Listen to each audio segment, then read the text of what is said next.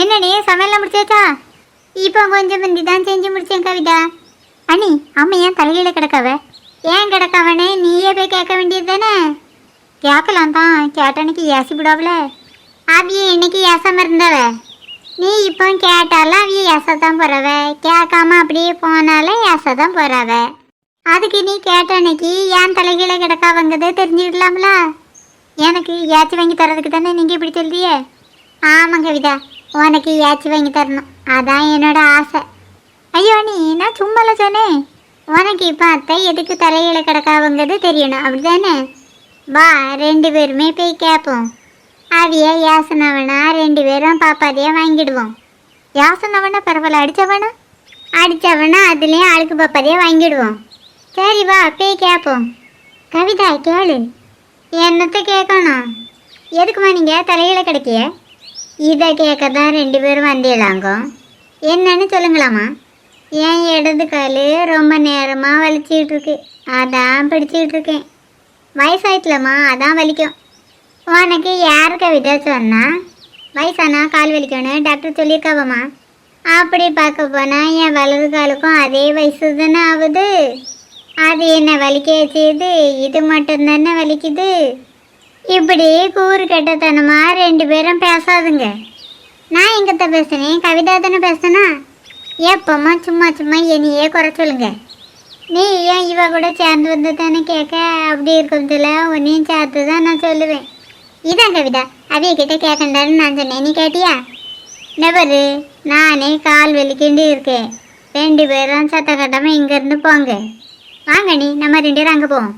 கால் வலிக்குன்னு இருக்கேன், காலுக்கு எண்ணெய் போட்டு விட்டுட்டான்னு கேட்காளுவலா? அதை விட்டு எதுக்கு தலைகளை கிடைக்கேன்னு கேட்காளுவேன். வெளியில் பெரிய சத்தமாக கேட்குதாண்டி, என்னவா இருக்கும்? அநேகமாக அங்கே சண்டை தான் நடக்கணும்னு நான் நினைக்கிறேன் கவிதா. அங்கே எவெல்லாம் சண்டை போடுதா கவிதா? யாரெல்லாம் சண்டை போடுதாவன்னு சரியாக தெரியலம்மா. இங்கே நின்றுட்டு இருந்தா எங்கே தெரியும்? வெளியில் போய் பார்த்தா தான் தெரியும். அத்தை சொல்லுது சரிதான் கவிதா, வெளியில் போய் பார்த்தா தான் யார் வீட்டில் சண்டை நடக்குங்கிறது தெரியும். நான் வெளியில் போய் பார்க்க போகிறேன், நீயும் என் கூட வரையனா? வா அண்ணி, என்ன விட்டுட்டு போதுங்க, நானும் வரேன். வாயம்மா, உன்னை யார் வரேன்டான்னு சொன்னது? கவிதா, யார் வீட்டில் சண்டை நடக்குன்னு பார்த்து சொல்லு. யார் வீட்டில் சண்டைன்னு நீங்களே வந்து பாருங்க. சரி சரி வாரேன். மகி அமைங்க. ஆமாம், படம் நிற்கிற அப்பாத்த பாட்டியை பார்க்கணுன்னு போனவ இன்னும் வரல. காலையிலேயே போனவ இன்னும் வரலையாக்கும்? அவையே காலையிலேயே ஒன்றும் போகல பாட்டி, இப்போ ஒரு 10 நிமிஷத்துக்கு முந்தி தான் போனவ. காலையிலேயே போகாமல் வீட்டில் இவ்வளோ நேரம் வெட்டி முறிஞ்சு என்ன வேலை தான் பார்த்தா? வேலை ஒன்றையும் பார்க்கல பாட்டி, பக்கத்து வீட்டு மல்லிகாக்கா கூட தான் கதை விட்டுட்டு இருந்தாவ. நான் நினச்சேன் அவள் இப்படி தான் கதை விட்டே நேரத்தை கடத்துவான்னு. சமையலை செஞ்சுட்டு போனால இல்லை வந்து தான் செய்யணும்னு சொல்லிட்டு போனால? வந்து தான் செய்யணும்னு சொல்லிட்டு போனாவ பாட்டி. சோத்தையாவது அடுப்பில் போட்டு போனாலா? இல்லை பாட்டி, அரிசியை தான் எடுத்து வச்சுட்டு போயிருக்காவ. மகி உங்கள் அம்மைங்க பழம் விற்கிற பாட்டி பார்க்கணுன்னு போயிருக்காவ.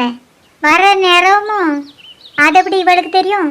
நீ இப்போ எதை வாங்கணுன்னு இங்கே வந்திருக்க? நான் ஒன்றையும் வாங்கணுன்னு வரல, சும்மா அக்கையை பார்க்கன்னு தான் வந்தேன். அவள் வர நேரமும் நீ போ. சரி மகி, நான் போயிட்டு வரேன். உங்கள் அம்மா வந்த அன்னைக்கு நான் வந்துட்டு போனதா சொல்லு. ஆ சரி சொல்லுதேன். இவ பெரிய கலெக்டரு, இவ வந்துட்டு போனான்னு சொல்லணுமா? நீ எதுக்குள்ள வந்திருக்க? நான் எங்க பெரிய வீட்டுக்கு வருவேன். பாட்டி அம்மா வந்துட்டாவ. ஒரு வழியாக வந்துட்டாளா? அந்த கிழவியை பற்றி அவள் என்ன சொன்னா? இவளுக்கு மனசில் சின்ன பிள்ளைங்க நினப்பு. கேட்டதுக்கு பதில் சொல்லாமா அந்த பையன்ட்ட என்னத்தை பேச? பெரியம்மா, அம்மா உங்களை வீட்டுக்கு வர சொல்லி சொன்னாவ. இப்போ உடனே வர சொல்லி சொன்னா? வீட்டு வேலையெல்லாம் முடிச்சிட்டு அப்புறமா வர சொல்லி சொன்னாவ. நீ வீட்டுக்கு போ, நான் வீட்டு வேலையெல்லாம் முடிச்சிட்டு அப்புறமா உங்கள் வீட்டுக்கு வரேன். சரி பெரியம்மா, நான் போயிட்டு வரேன். 3 பழத்தையும் தூக்கி கொண்டு கொடுத்தியா? அது எப்படி நான் ஒத்தையிலே 3 பழத்தையும் தூக்கிட்டு போக முடியும்? நான் உனக்கு பாதி தான் இருக்கேன், ஒரு 50-100 பழத்தையே தூக்கிட்டு போகிறேன். உன்னையால் ஒரு 3 பழத்தை தூக்கிட்டு போக முடியாதாங்க? நீங்கள் தூக்கிட்டு போகிறேன்னு சொன்னது வாழைப்பழம், அதை தான் தூக்கிட்டு போகலாமே. நீங்கள் 50-100 பழத்தை தான் தூக்கிட்டு போவிய, நான் 500-1000 பழத்தையே தூக்கிட்டு போவேன். என்ன 1000 பழத்தை தூக்கிட்டு போவியா? ரொம்ப சாக்காகுதுங்க. நான் வேப்பம் பழத்தை தான் சொன்னேன். மனுஷனால் ஒரு தர்பூசணி பழத்தையே தூக்கிட்டு நடக்க முடியாது, இதில் வேற 3 தர்பூசணியை தூக்கிட்டு நடக்க முடியுமாங்க? அப்போ நீ எதுக்கு அவளை இப்போ பார்க்க போன? 3 பழத்தையும் திருப்பி தரட்டானே கேட்க தான் போனேன். அதுக்கு என்ன சொன்னா, 3 பழத்தையும் திருப்பி தரேன்டா, அதுக்கு பதிலாக 100 ரூபா தந்தா காணும்னு சொன்னவன். இப்போ நீ என்னத்தை சொல்லிட்டு வந்திருக்க?